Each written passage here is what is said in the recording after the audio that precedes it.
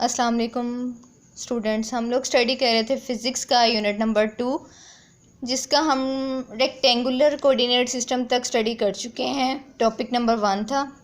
Part number 3 तक to तक हमने स्टडी कर लिया था रेक्टेंगुलर कोऑर्डिनेट सिस्टम। आज हमने स्टडी करना है एडिशन ऑफ वेक्टर्स, कि वेक्टर को हम कैसे ऐड कर सकते हैं, ये आज हमने पढ़ना है। अच्छा, जो हम फ़िज़िक्स का ये पढ़ चुके हुए हैं पहले, हम जानते हैं कि हेड टू टेल रूल क्या है।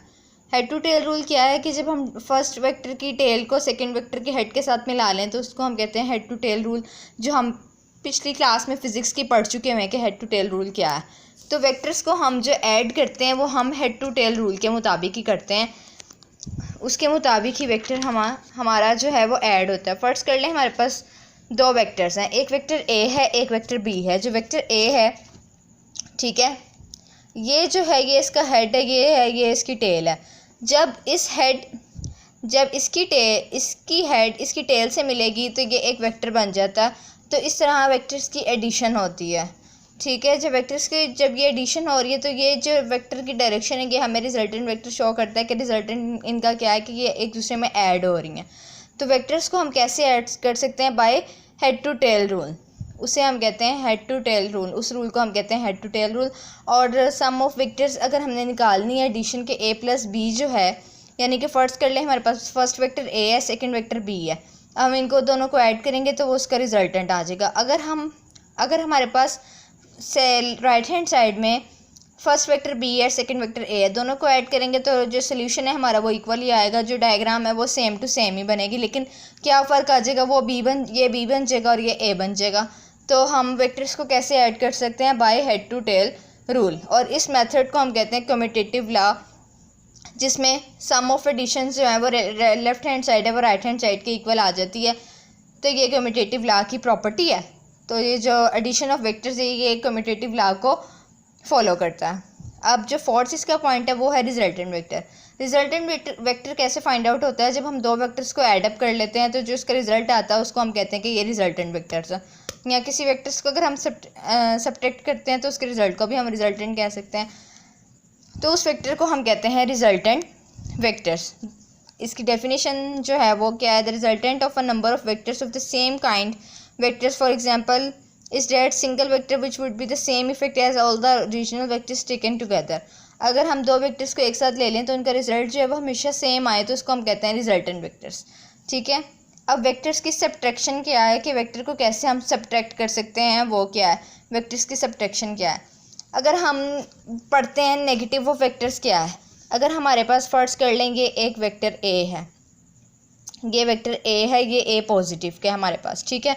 अगर हमने इसका नेगेटिव लेना है वेक्टर का, तो हम जब इसका नेगेटिव निकालेंगे तो जो इसकी डायरेक्शन है वो क्या हो जाएगी? ऑपोजिट हो जाएगी, ठीक है।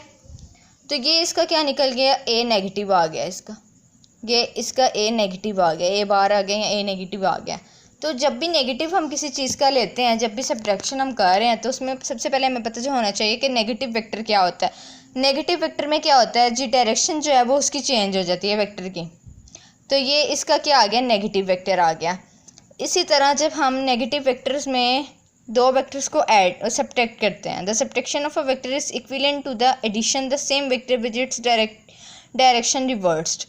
जो सब्ट्रैक्शन है वेक्टर की वो सेम टू सेम एडिशन की तरह होती है, लेकिन इसमें क्या होता है, जो हमारी डायरेक्शन है वो रिवर्स हो जाती है। वेक्टर सेम रहते हैं लेकिन उनकी डायरेक्शन जो है वो रिवर्स डायरेक्शन में चले जाती है। उसको हम कहते हैं एडिशन, सब्ट्रैक्शन ऑफ वेक्टर, के ये वेक्टर्स का सब्ट्रैक्ट करने का मेथड है, ठीक है। जैसे फर्स्ट कर ले, हमारे पास दो वेक्टर्स हैं, वेक्टर बी, अगर हमने सब्ट्रैक्ट करना है वेक्टर बी को वेक्टर ए में से, तो जो reverse the direction add it to shown in figure 2.3D। 2.3D में हमें दिखाया गया है कि हमने अगर दो वेक्टर्स को ऐड करना है तो हम उसकी डायरेक्शन को चेंज कर देंगे। जैसे पहले हमारे पास जो ए की डायरेक्शन थी वो ये थी, देन उसकी डायरेक्शन ये हो गई है, तो इसकी ऑपोजिट डायरेक्शन हो जाएगी। तो वेक्टर्स जो हैं वो एक दूसरे में सब्ट्रैक्ट हो जाएंगे। ये वेक्टर्स की सब्ट्रैक्शन है, ठीक है। इसको हम कहते हैं वेक्टर्स सब्ट्रैक्शन। आप लोगों ने यहाँ तक स्टडी कर लेना है। और मल्टीप्लिकेशन ऑफ वेक्टर्स क्या है? Multiplication of vector by scalar. The product of vector A and a number is defined to be a new vector A having the same direction but a magnitude n times the magnitude of A if the vector is multiplied the negative vector then its direction is reverse. इसी तरह अगर हम vectors को multiply करते हैं, ए को ए से कर रहे हैं तो सिंपल मल्टीप्लाई हो जाएगा, लेकिन अगर हम नेगेटिव वेक्टर्स को मल्टीप्लाई कर रहे हैं तो उनकी जो डायरेक्शन है वो क्या हो जाएगी, रिवर्स हो जाएगी। ठीक है, आप लोगों ने फिज़िक्स का टॉपिक नंबर फर्स्ट को ही उसका पार्ट नंबर 6 तक स्टडी करना है, multiplication of vector by scalar. यहाँ तक आप लोगों ने इसको स्टडी कर लेना है, इसको समझना है, इसकी डेफिनेशंस करनी है सिर्फ। ये आप लोग का आज का काम है, पेज नंबर 24। देन अब हम आगे कल इसकी नेक्स्ट प्रॉपर्टी स्टडी करेंगे कि और वेक्टर्स की कौन कौन सी काइंड्स हैं। अल्लाह हाफिज़।